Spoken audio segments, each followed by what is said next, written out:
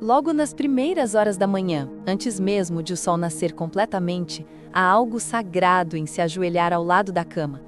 Aquele momento em que você respira fundo, fecha os olhos e simplesmente agradece. Não há pressa, não há ruído, apenas um coração que reconhece que se o dia começou é porque Deus ainda tem planos vivos. Quem aprende a começar o dia assim já não depende do acaso, depende da presença. O ato de agradecer antes de qualquer coisa é uma forma de dizer: Senhor, eu confio em Ti, mesmo sem saber o que virá. Ao declarar palavras de poder logo cedo, algo se alinha dentro da alma. Palavras como paz, cura, vitória e proteção não são apenas sons, são sementes espirituais que começam a germinar no coração. Quem entende isso percebe que a oração não é um ritual vazio, mas um encontro com o sobrenatural. Há quem acorde já pensando nos problemas e por isso carrega o peso do dia inteiro. Mas quem desperta pensando em Deus, desperta leve. É como se a alma se lembrasse de onde veio e de quem está ao comando. Esse pequeno hábito muda o destino de uma pessoa porque muda a direção do olhar, de dentro para fora e não o contrário. Quem ora antes de sair de casa não sai sozinho. Deus o acompanha, protege, inspira e guia. É por isso que muitos dizem: quando começo o dia orando, termino agradecendo. Porque a oração da manhã não apenas prepara o caminho, ela unge o caminho. A vida é feita de decisões, mas as mais sábias nascem da comunhão.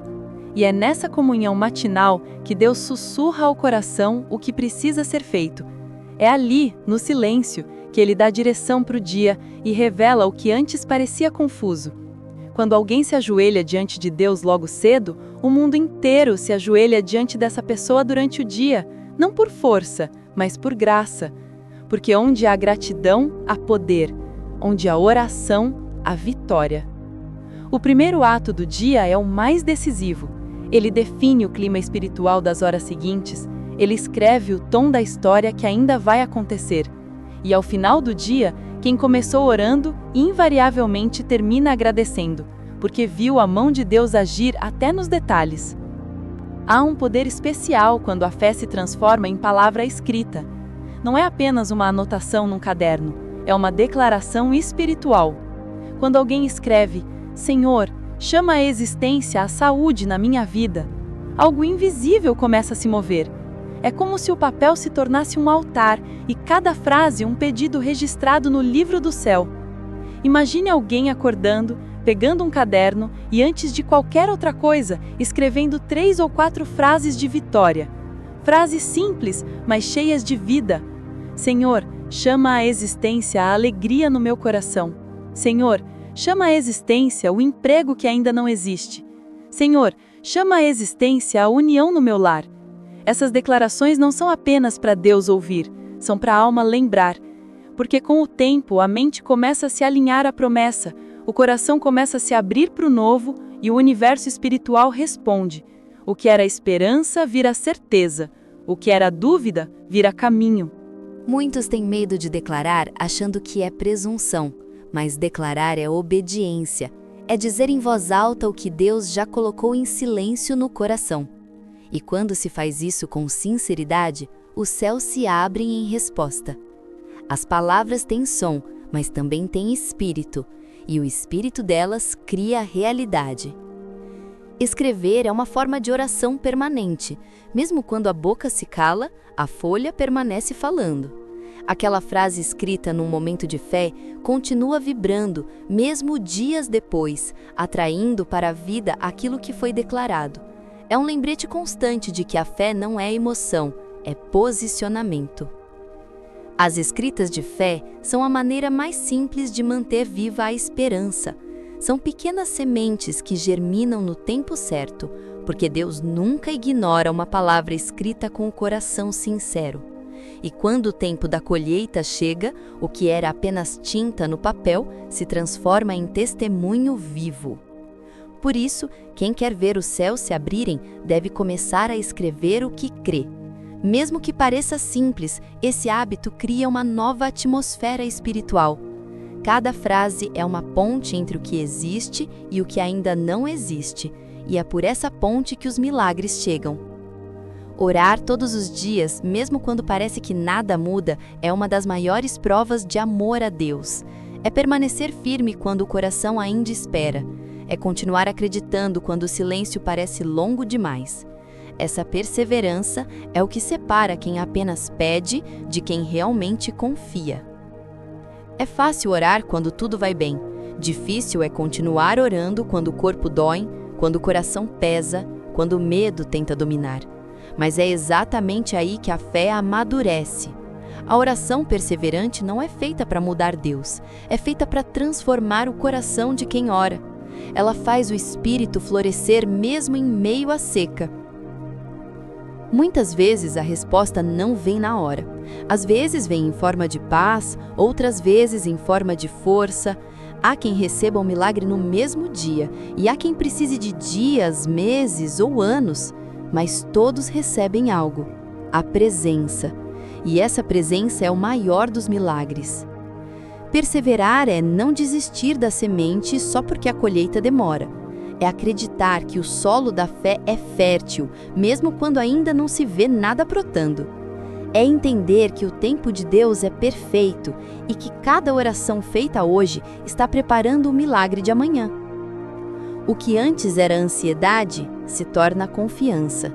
O que antes era medo se torna entrega. E nesse movimento interior, o impossível começa a se reorganizar. Deus trabalha em silêncio, mas trabalha o tempo todo.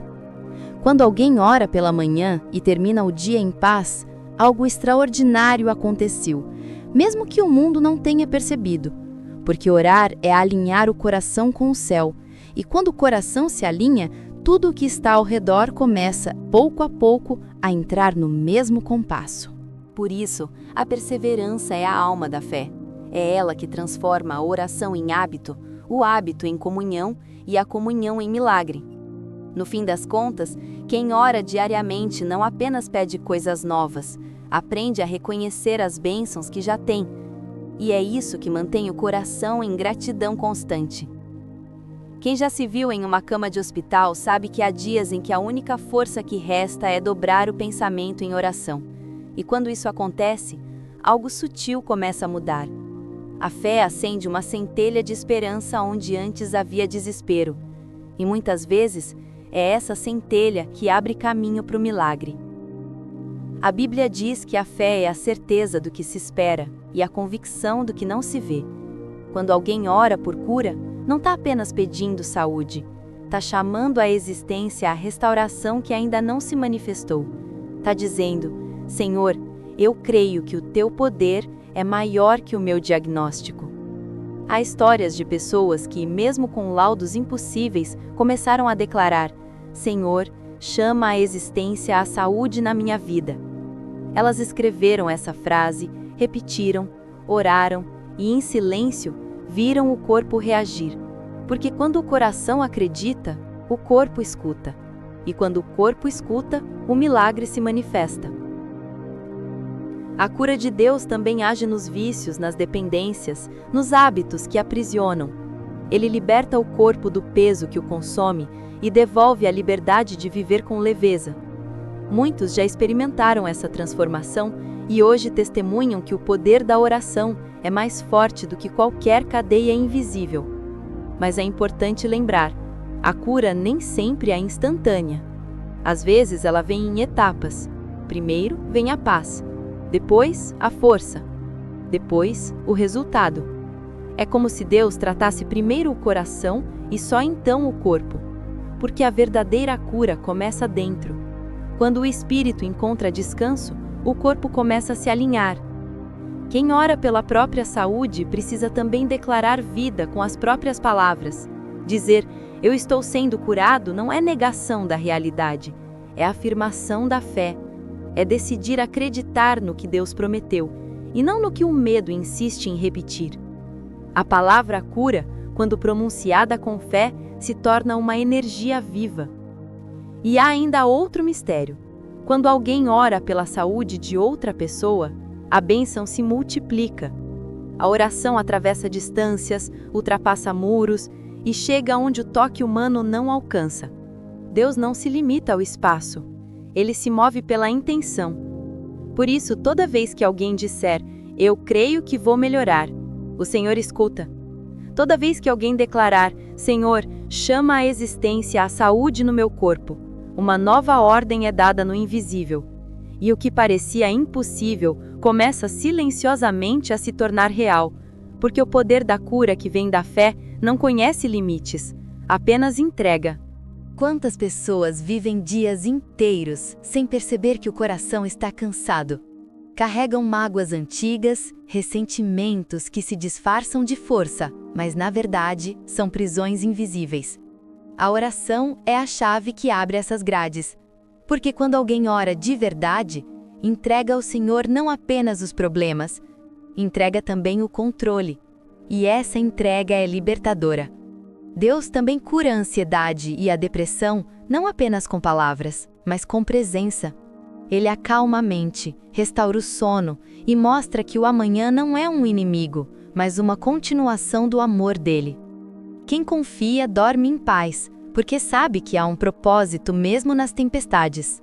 E quando o coração volta a bater em paz, o mundo parece diferente. As mesmas coisas ganham novo brilho, as mesmas pessoas ganham novo valor. O que mudou não foi o mundo, foi o olhar. A paz interior é o sinal de que o milagre já aconteceu.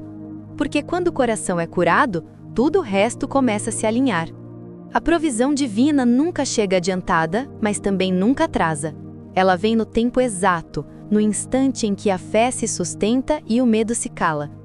Muitos já testemunharam milagres financeiros que começaram com uma simples oração: Senhor, chama à existência a prosperidade no meu trabalho.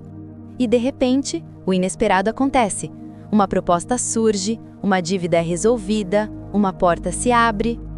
O segredo está em não permitir que a preocupação ocupe o espaço da fé. Porque a preocupação paralisa, mas a fé movimenta. Quem confia em Deus trabalha com paz, não com desespero. E essa paz se torna um ímã para a prosperidade, porque onde há tranquilidade, há sabedoria, e onde há sabedoria, há multiplicação. A Bíblia ensina que o homem fiel no pouco será colocado sobre o muito. Isso vale também para o coração grato. Quem agradece mesmo com pouco, atrai mais. Quem reclama, bloqueia o fluxo. Por isso, cada pequeno ganho deve ser celebrado como sinal de que Deus está no controle. A gratidão abre caminhos onde o cálculo dizia ser impossível. A provisão divina não é apenas material, é também emocional e espiritual. É trabalhar em paz, sem medo do amanhã. É encontrar sentido no que se faz, mesmo quando ainda não se vê o resultado. É ter o coração em equilíbrio, e não a mente em desespero. Porque o verdadeiro sucesso é poder deitar a cabeça e dormir em paz. Muitos oram pedindo portas abertas, mas esquecem que Deus também fecha as erradas. Às vezes a demissão é livramento, às vezes o atraso é proteção. A fé enxerga isso. Ela entende que cada não de Deus é um desvio de algo que não traria paz. E logo depois o sim certo chega, confirmando que ele nunca erra o caminho. A provisão divina também pode vir de onde ninguém esperava. Uma causa liberada, um benefício esquecido, um cliente novo, um investimento que prospera. Deus não tem limite de meios, Ele é o próprio meio. O importante é manter o coração em aliança, o espírito em fé e as mãos em movimento. Por isso, toda vez que o medo tentar dominar, repita: Senhor, chama à existência a prosperidade na minha vida. E continue trabalhando, ofertando, ajudando, acreditando, porque a fé não é passiva, é ativa. E quando ela se move, o impossível se curva, as portas se abrem, a escassez se desfaz e a abundância encontra morada no lar. O medo é o maior ladrão de milagres. Ele sussurra dúvidas, rouba o foco e paralisa o coração antes mesmo da vitória chegar. Por isso, renunciar ao medo é o primeiro passo para viver o sobrenatural. Não se trata de negar que o medo existe, mas de decidir não dar a ele o comando. A fé começa exatamente quando o medo é colocado aos pés de Deus. Muitos não percebem que, enquanto alimentam o medo, bloqueiam o fluxo da bênção. O medo fecha portas invisíveis, enquanto a fé as abre.